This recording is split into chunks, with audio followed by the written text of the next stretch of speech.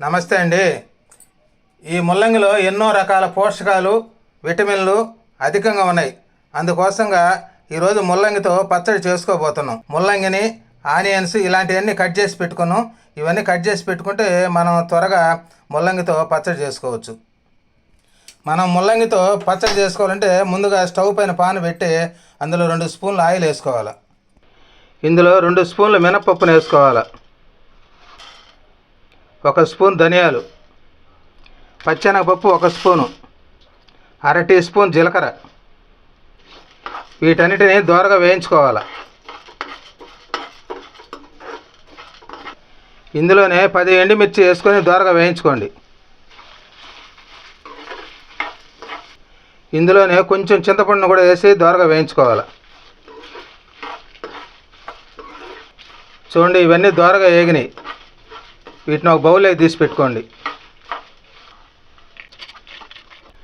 అదే పాన్లో 1 spoon oil వేసుకోవాలి. మనం ముక్కలుగా కట్ చేసుకుని ఆ ముల్లంగిని అందులో వేసి వేయించుకోవాలి దోరగా. వీటన్నీ బాగా దోరగా వేగేటట్టుగా వేయించుకోవాలి. ఆ విధంగా ఈ విధంగా ముల్లంగి ముక్కలను వేయించడం వలన ఇందులో ఘాటైన వాసన, రుచి ఉంటుంది. అందువల్ల ముందుగా వేయించడం వల్ల పచ్చడి చాలా రుచికరంగా ఉంటుంది. ఈ ముల్లంగిలో ఎక్కువ పీచు పదార్థము, విటమిన్స్, నీటి శాతం అధికంగా ఉంటుంది. అందువలన ఈ పైల్స్ వ్యాధి ఉన్న వాళ్లకు వీటిని ఈ విధంగా తినగలిగితే చాలా ఆరోగ్యకరం. చూడండి, ముల్లంగి ముక్కలు దోరగా వేగినాయి. ఇందులో కొంచెం కొత్తిమీర, కరివేపాకును కూడా వేసి కలిపి వేయించుకోండి. చూడండి, బాగా వేగినాయి. వీటిని తీసి పక్కన పెట్టుకోండి. మనం ముందుగా వేయించి పెట్టుకున్న ఎండుమిర్చి, ధనియాలు ఇవన్నీ ఈ మిక్సీలో వేసుకోవాలి. ఇందులో 4 తెల్లపాయలు, రుచికి సరిపడా ఉప్పును కూడా వేసుకోవాలి. వీటన్నిటిని మిక్సీ పట్టుకోవాలి మెత్తగా. చూడండి, ఎండుమిర్చి ఇవన్నీ మెత్తగా మిక్సీ పట్టుకున్నాం.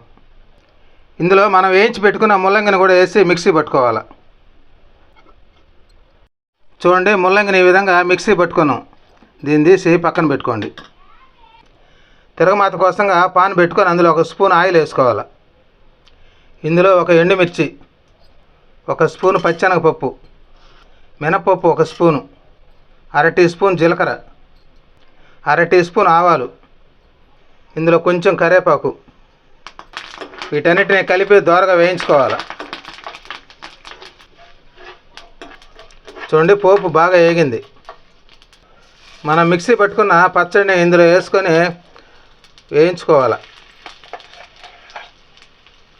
ఈ విధంగా వేయించుకోగలిగితే ఈ ముల్లంగి పచ్చడి చాలా టేస్టీగా వస్తుంది. ఈ విధంగా 2 నిమిషాలు వేయించుకోవాలి. ఈ విధంగా వేయించుకుంటే పచ్చి వాసన పోద్ది. ఈ విధంగా ముల్లంగితో కమ్మని పచ్చడి చేసుకోండి. కూరలు లేనప్పుడు అన్నము, చపాతీలోకి ఈ పచ్చడి సూపర్గా ఉంటుంది. చూడండి, ముల్లంగి పచ్చడి రెడీ అయిపోయింది. దీన్ని తీసి ఒక బౌల్లోకి పెట్టుకోవాలి.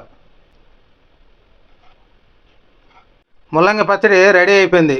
వేడి వేడి అన్నంలోకి, టిఫిన్లోకి అదిరిపోయే రుచితో ఉంటుంది ముల్లంగి పచ్చడి.